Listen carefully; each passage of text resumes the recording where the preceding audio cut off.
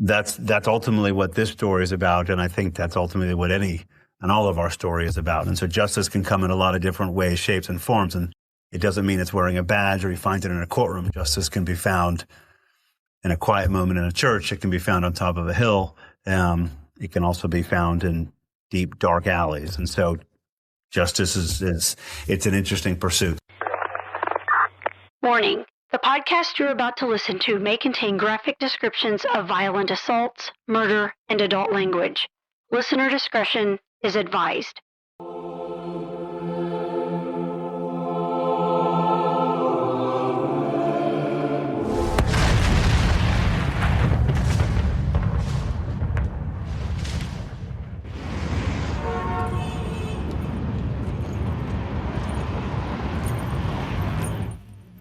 In the Wake of Golgotha, Part 2 of 2.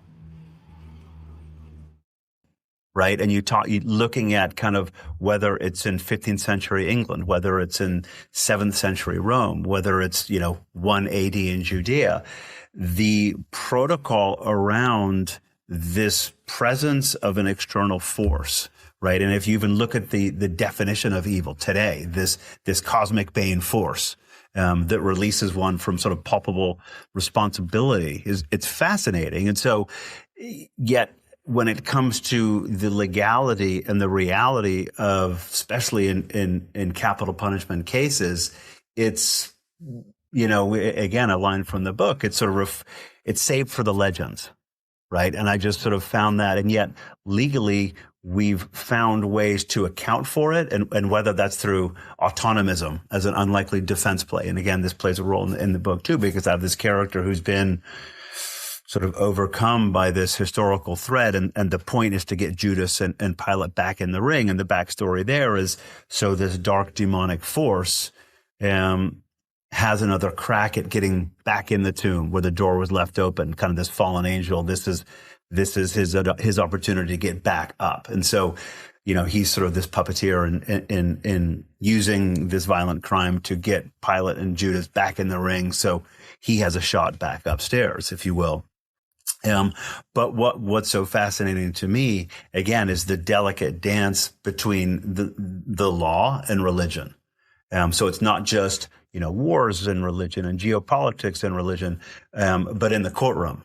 I talk about sort of the elephant in the courtroom, and oftentimes it's religion. It's that moral conflict of good and evil that, we all delicately dance around. And I found that fascinating. And that's something which I intentionally, I wanted to kind of ground it in what I hope to be, sort of responsible and realistic sort of legal precedent and legal procedure, because it's an awkward, delicate dance. And putting myself in the shoes of a criminal defense attorney who is being, for lack of a better word, sort of puppeteered and forced to defend an unimaginably violent crime, how the orchestration of good and evil to distract or de-persuade a jury. So it's just the dance of law and religion, again, is something that I think we often, there's again, separation of church and state. But frankly, it's impossible to separate it. You look at, and it's not just in the United States, right? And it's not just in Western Europe. It's in every country across the globe, maybe except a few in Asia. But the intertwined notion, when it comes to crime and punishment, of law and religion, despite our best efforts to separate the two, seems to be an impossible task.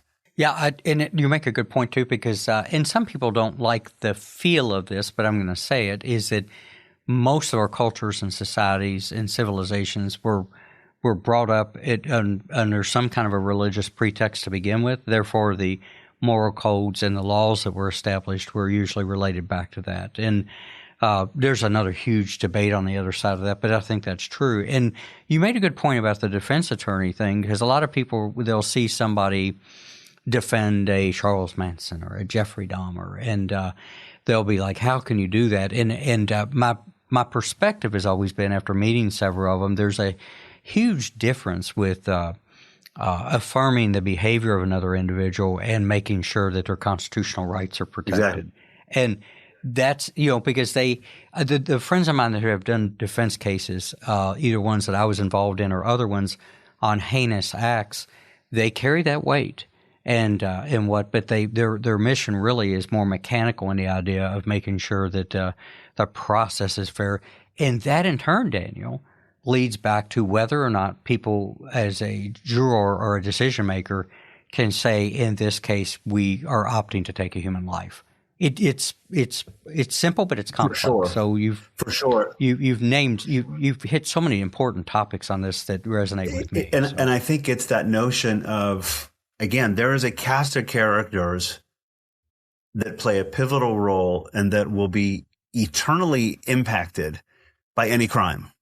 Okay, so you can take it in this case, whether it's Christ or whether it's a victim, whoever it is, whether it's someone, getting murdered today in modern day New York City, there is an ecosystem around this event, and an aftermath that, again, so sort of part of my philosophy is again, it's that guilt and it's that sorrow, and it's that sacrifice and it's that burden that we carry forward. And the question is, how do we dance with that in our everyday life?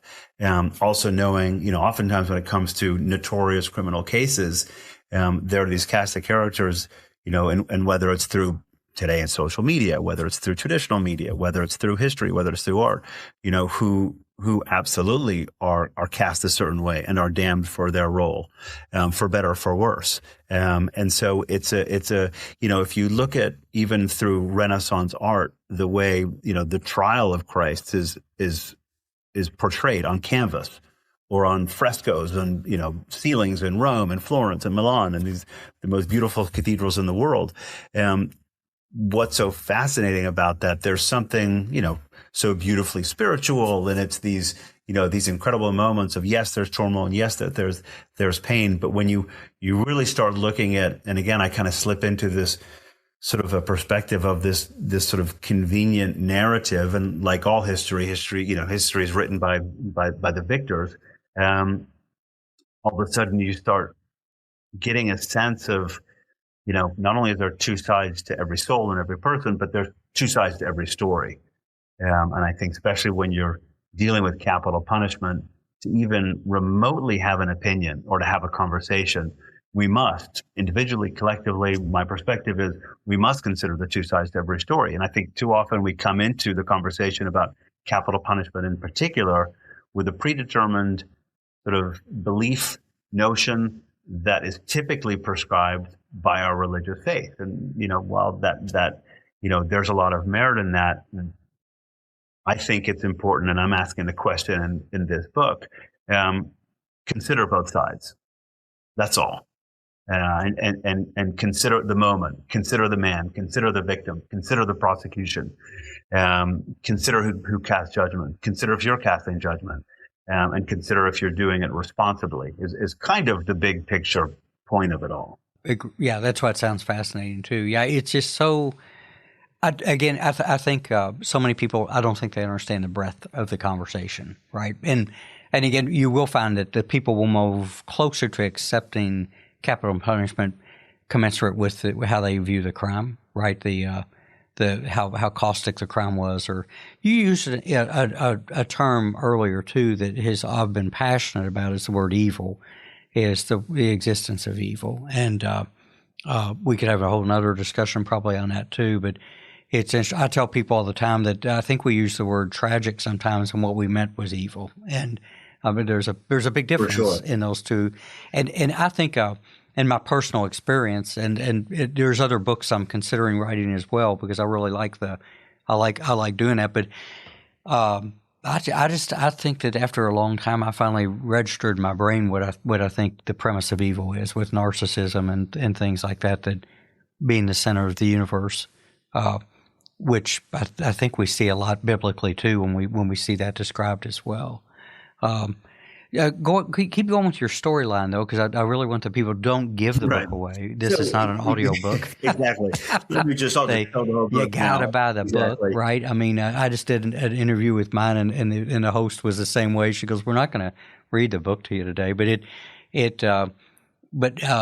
yeah, keep going with how does this flow, and how do you continue to make those reference stops between the past Exactly. And to just to pick up a point you were just talking about, sort of this suggestion of evil, to me, this moment on a hill 2,000 years ago atop Golgotha was in many ways this tale of destroying, executing true goodness, which enabled its rise.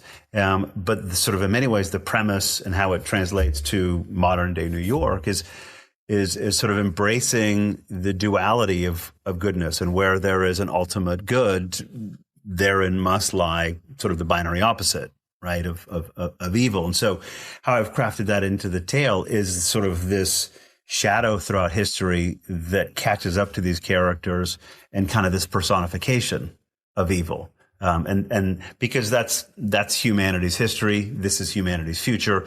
It's our dance with good and evil. And it's just almost as simple as that, right? And so there are these moments and times where these two forces come together. And so in creating sort of this passage through history, this moment where I had sort of the luxury, because so little is known about the backstory about Pilate and the backstory of Judas, to be able to sort of craft their backstory, to craft their intent, to craft their weakness, to craft their ambition, to craft their rage even, that brought them to this enablement of crucifixion. And it's that backstory which informs their modern day characters. And that's what forms who they are, because ultimately it's the same soul. And so essentially it's the same struggle 2,000 years later. And so, the story unfolds through this sort of this evil character who's been overwhelmed by this historical force that sort of consumes various souls throughout the course of history. And there's a moment, and again, it's kind of just referred through this kind of glance back to history, at the trial of Christ, and kind of when this shadow overwhelms sort of who ultimately became freed, this character of Barabbas. And so it's sort of the suggestion of, he's also played a role in enabling Christ's crucifixion, because this was the fallen angel's opportunity to, again, it was sort of this back door back into heaven to reclaim his sort of place. And that, that kind of draws the broader narrative. And so this darker force is personified by the character who is an MRI technician who kind of lives most of his life in sort of the bowels of a hospital, Mount Sinai Hospital in modern day New York City. And it's all of a sudden his awakening with, and being sort of impregnated with this need and this mission to crucify. And again, the role being to bring, to sort of force this attorney character, Peter Pfeiffer, to defend him, and just sort of through their various sort of relationships and involvements with addiction, and sort of sandboxes of addiction, kind of that's how these two characters come together. And it's ultimately this, as I say, this intersection where they come to terms with their past. And it's sort of an existentialist play on, was it choice? Was it fate? Who, only they can unburden themselves. And it's really through the lens of each other that they have this moment. And obviously I'm not going to, no spoilers here. But it's this sort of culmination, atop a different hill in Central Park in New York City, 2,000 years later, with a dead tree, similar to the one of which Judas hung himself in the shadow of Golgotha. This sort of full circle moment that can either further entrap them or release them from their shared damnation and or fate. Can I interject something? Because my mind's racing when you're talking. When you were talking about fallen angels and the elusive backdoor to return to heaven, think for a minute how many major motion pictures in the last several decades, Daniel, have been made, and that's the underlying theme. Have you thought about that before? About how so many? Again, it's you can go back to Star Wars. It's the same thing, right? And it's every great story, and it's every great story. And, you go back to Shakespeare, you can go, back before then. This is that tango that happens, within all of us, or if your faith takes it a different perspective, it's happening all around us. You can also, it's very clear, we can turn on the news right now, we can switch channels and we will see it play out on the news too. We're still dancing with these, kind of this uncomfortable dance of who's God, who's rights, sort of overwhelm one another. And so, this is the most unoriginal story there is. I just wanted to take a slightly unique perspective at it. Oh, it's nowhere near unoriginal. I was just commenting on the idea that I think maybe that's part of our collective consciousness over the years is that how bad can we screw up before we just don't get a shot? And I know that Christopher Walken and Keanu Reeves have done very well just playing those roles themselves in different movies. And I'm always looking for that depth of that, there we go, the human nature of like, how many trips to the well do I get again? I mean, it's for sure. So I think that the way your context and putting that together is so different. Hopefully, somebody looks at you for a screenplay. Well, hopefully. I mean, it's yeah, exactly. I mean, it's every now and then you run out of a piece of art, as I call it. I read things all the time, and I've got one that I have just in front of yours that I'm working on an interview that we just did, and I'm looking at it. And let me just say this, that in the past several years, the motion picture industry, in my humble opinion, has really been awful and grasping at straws and reeds to come up with something. And it's like, I just don't think they're, in my opinion, I don't think they're reaching right now far enough. They're looking at old formulas and like how many songs can I play in this movie that the parents might like better than the kids do? No, I think we're kind of at a point now, broad-based in entertainment, where sort of the lowest common denominator is not to offend, and so we're taking a very conservative approach to even storytelling. That I think, and then what makes, there are some, remarkable pieces out there in film and television and music, and the ones that break through are those, these bold statements. But to your point about this, this battle, I mean, I'll be the first to say I was, inspired, by the likes of Mary Shelley's Frankenstein. To me, that's the same story.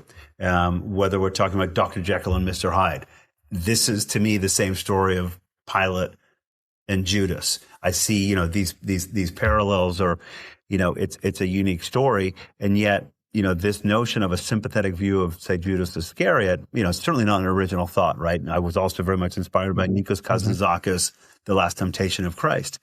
You see this tale play out in pop culture with, Andrew Lloyd Webber's Jesus Christ Superstar. So there's an appetite for sort of this reimagining of Judas, not only from an entertainment perspective, but I think from a kind of an intellectual perspective that just sort of says, wait a minute, if the end goal was the fulfillment of the scriptures, again, somebody had to erect the wood, somebody had to nail in the nails, and somebody had to put the man atop the hill upon the cross, yet alone take him down. And we've so conveniently just, a different term, figuratively speaking, we've crucified those characters. And I find it fascinating. I do too. I think, again, that's what I was talking about earlier. And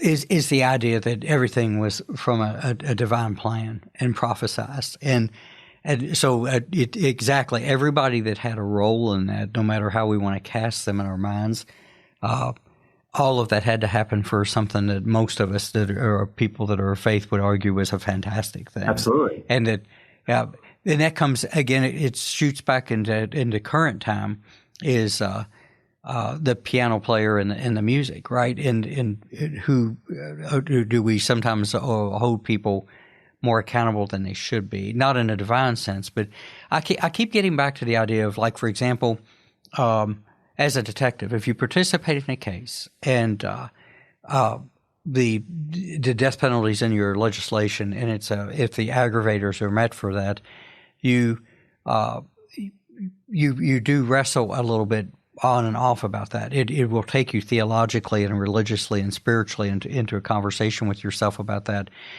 But at the same time, you're functioning in where society's at today. And then you look at the people that actually the executioners and the people that are tasked with that, in the firing squads, I think in the states that do those now, that some people have a round in the gun, some don't. So there's this opportunity to maybe me, maybe not me, right?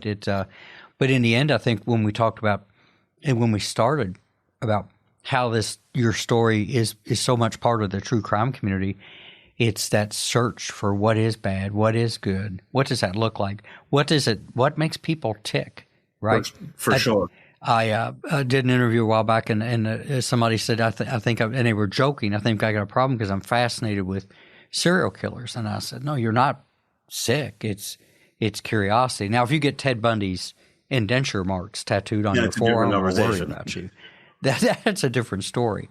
And so I think that's why I'm excited about your project and your book, is it's another way of wrestling with those big questions that we have. For sure. And I think as it relates to crime, the perspective to me is interesting, that especially for those who are filled and fueled with the religion, religion is violence.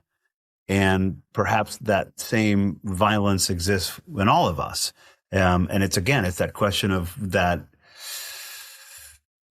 wrestle with what do we do with that, and then when we cast judgment on others, we need to be careful, right? And I'm not saying we all have the potential to enact the violence that we often that we are prosecuting. I'm just saying that we have a history of religious violence that's just worth considering. If you just do the numbers, and the last millennia alone, over almost 500 million people, killed in the name of God and Allah and Buddha and Thor and karma and every other god, and it's really it's the driving force of most, if not all, wars on the planet. And so, again, without judgment, it's a question of we just need to acknowledge this parallel tango.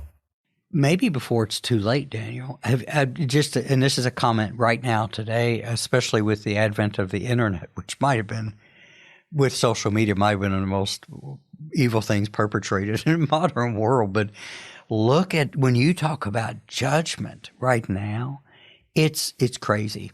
Not even a willingness to look at two sides, no empathy, no. I've always said that no restraint at all, right? We've got people that are making judgment calls on things, and without no moral guidance to it at all about the impact of what that is. And when you pass judgment on somebody in social media, that is not the death penalty, but emotionally what we're doing to people, and emotionally what we're doing, and sometimes they use the word canceling. It's what a hot topic that is relevant to today. For sure. About when do we judge? Should we judge? Are we authorized to judge? What do we understand the ramifications of judging, and what we end up? I think I call it a feigned moral imperative, that people believe they have the ability to do that, and the reality of it is it's usually almost always destructive. For sure, it's just almost always destructive. For sure, and there's characters in the book that struggle, some fatally, with drug addiction, with substance abuse, so it's not just a judgment we cast that results in a capital punishment. It's the judgment that we cast when we step over someone, slumped, sitting against a fire hydrant on a street corner, right? And I have sort of this line in the book, and when it comes to passing judgment, there's sort of almost this adage of, just pay the ferryman. And it's that road to judgment is the same. It's just only the currency differs, right? And so again, it's not just these big heady questions of capital punishment and execution and crucifixion.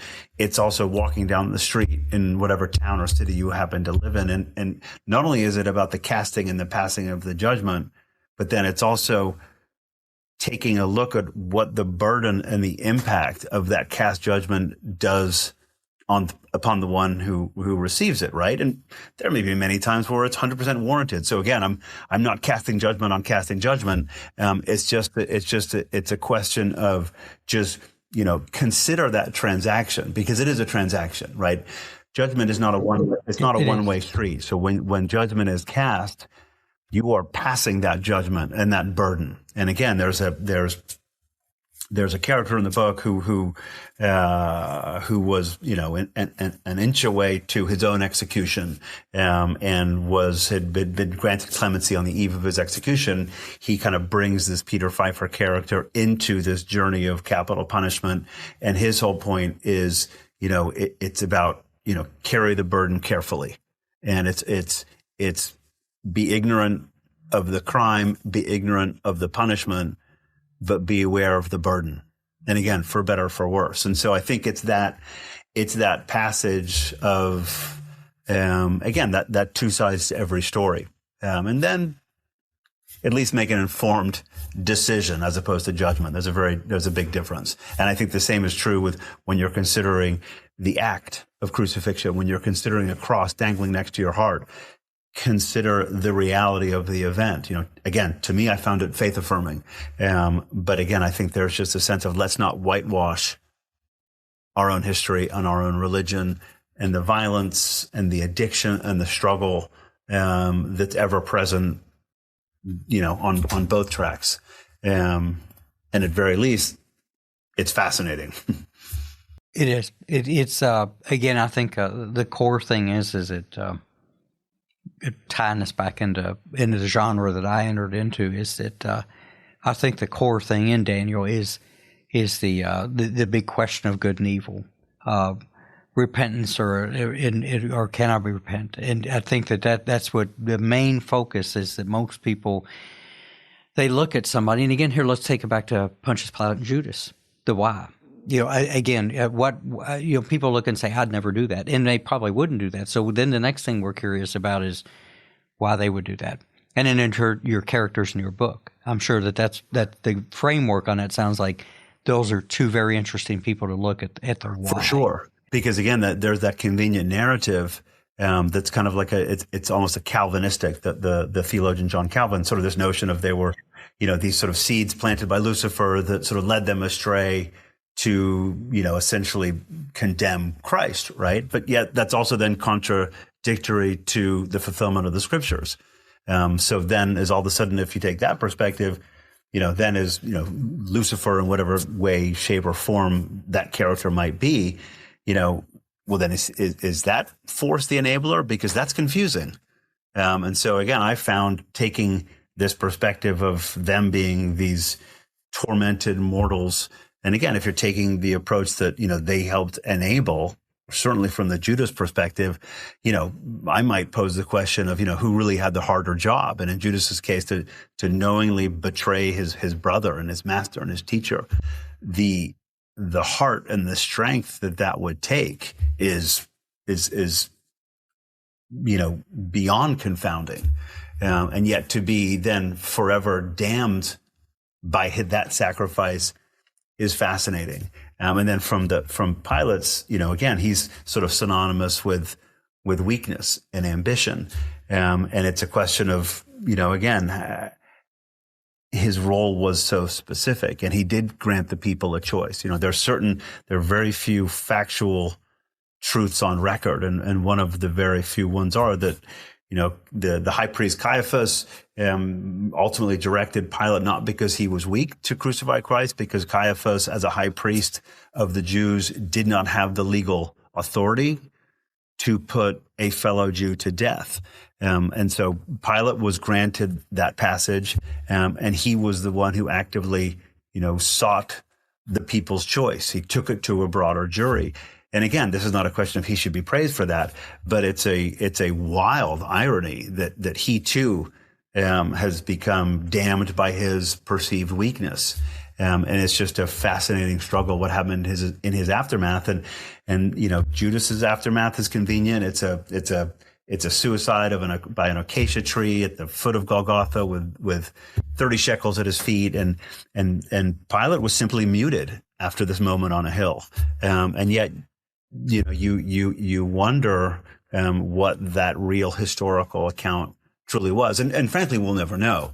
And so my intention is not to kind of create, those very next steps. It's really just to paint this hill and this tree in modern day New York under the confines of daily contemporary struggles and law and crime and punishment, and see how the cards fall. One of the things that I found, and I think we see, but I did see it, I was in a room with people, is I found very few people that I dealt with that took a human life, very few had a capacity to actually carry the guilt that you and I would. Even if you and I had to do it in self-defense or defense of a family member, our lives would probably be on a destructive path after that. And you go to the other far end of the spectrum, is a lot of people that we dealt with, they don't have that capacity, or they probably never would have. But then you look at Judas. I don't think guilt would be a strong enough word, right? And the breadth of that and the weight of that, having to do the thing that for the fulfillment of Scripture, as you said, redefines guilt. Pontius Pilate, you know, I teach leadership. That's one of my side hustles when I travel, and what started registering there in modern times too is that how many times a leader doesn't stand by their own personal convictions, morals, and ethics, and allows themselves to be pushed from the outside, and then we get an undesirable outcome. Usually, I mean, it's usually a bastardization of democracy, or a republic even at some point, but that resonated with me right there. And usually once a leader fails to make the right decision standing on their ethical norms, is that they're cast. I mean, that's just the way it is. In the world of policing, trust me, in the world of policing, one of the best ways to lose anything like a reputation or respect is to fall outside of the value system that we all expect. And I mean all of this on legitimate ethical value systems. I'm not talking about the dark side that we talk about. So interesting. You know, and if you look at this through the lens of, you know, what's happening, you know, again, not just geopolitically, but on the streets of the United States today. And what I found fascinating is, regardless of what side of the very divisive political spectrum we all stand, you know, again, these same notions, not only of crime and punishment, but to your point about Pilate, about leadership, you know, the complicitness of silence, for instance. And again, this isn't about casting judgment about who's doing what right now, but these same issues we are absolutely watching unfold daily on our streets. And I think it's an interesting conversation around, you know, again, sacrifice and strength, as opposed to silence and ambition and weakness. And, you know, there's also this notion of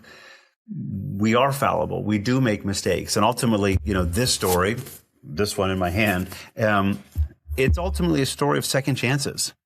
And perhaps this notion of we all, historical or otherwise, deserve a shot at a second chance. And so, you know, it in many ways, it's as simple as that. I'm a firm believer in second chances, because, you know, we can whether we started in Eden or otherwise, right? This is a story of gardens, and there's a line in the book about, you know, this dance of good and evil, from, you know, Eden to Gethsemane to Golgotha to Central Park. You know, we're all still dancing, and we're all falling in whatever garden we're in. It's just a question of how do we get up.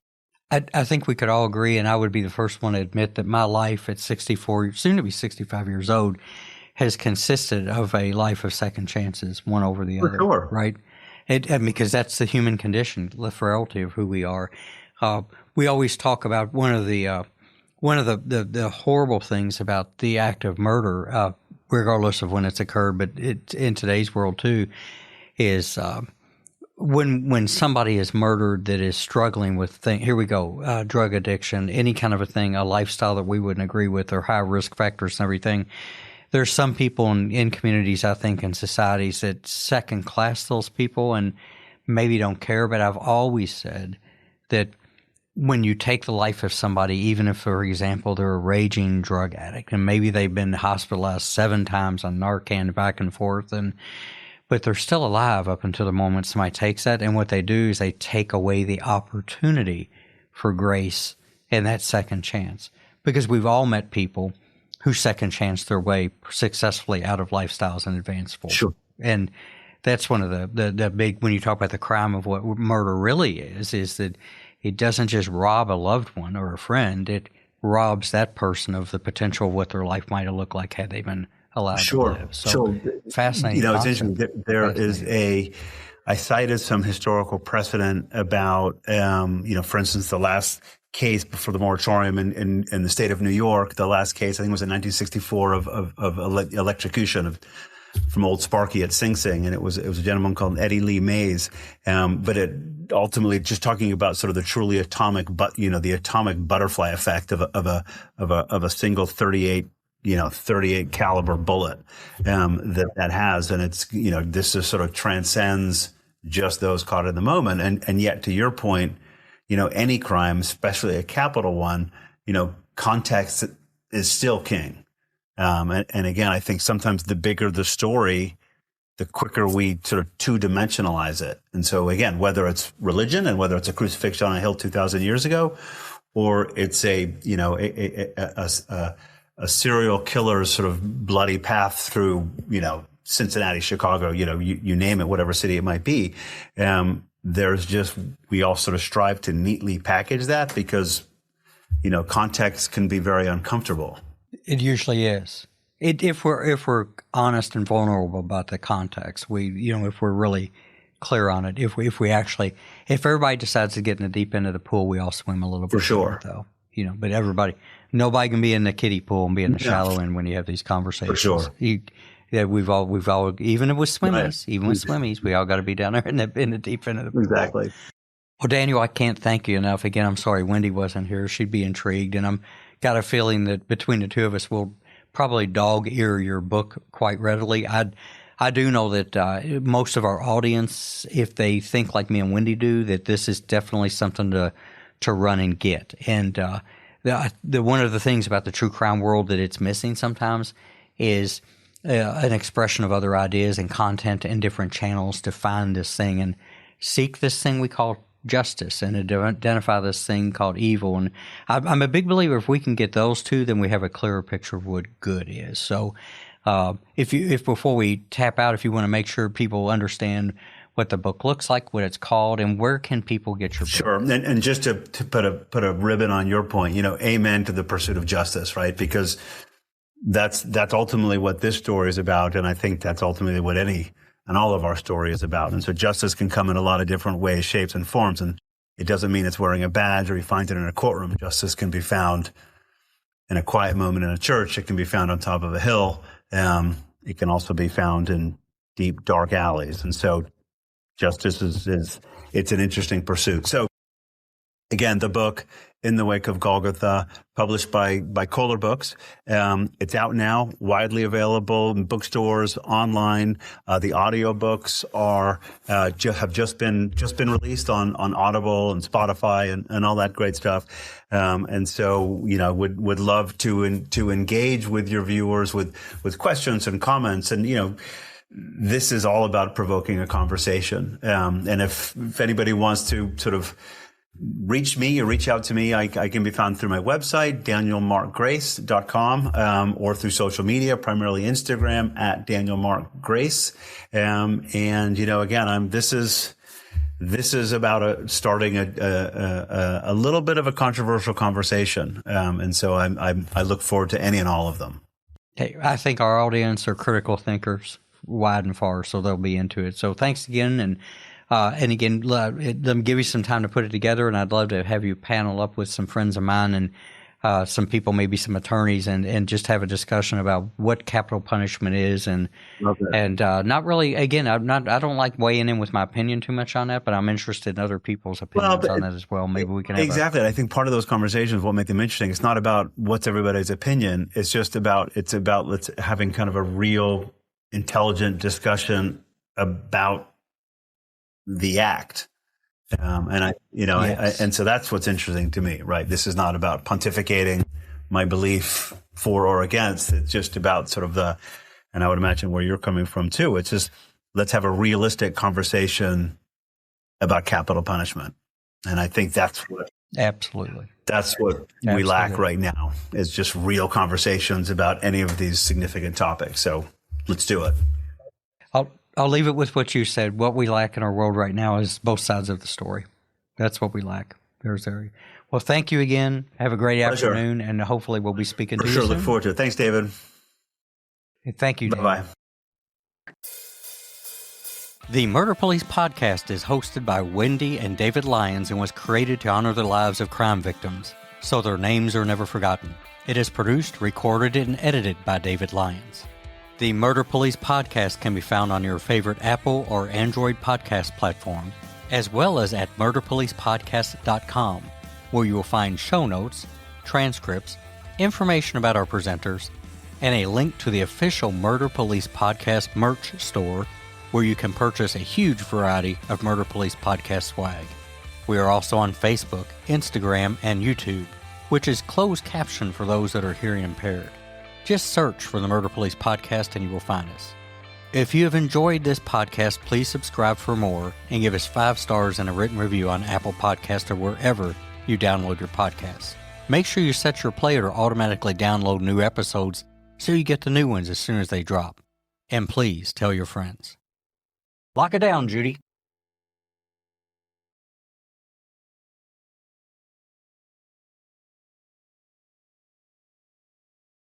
Hey everybody, it's Wendy. In case you didn't know, David finally got off his butt and finished his book, True Crime and Consequences.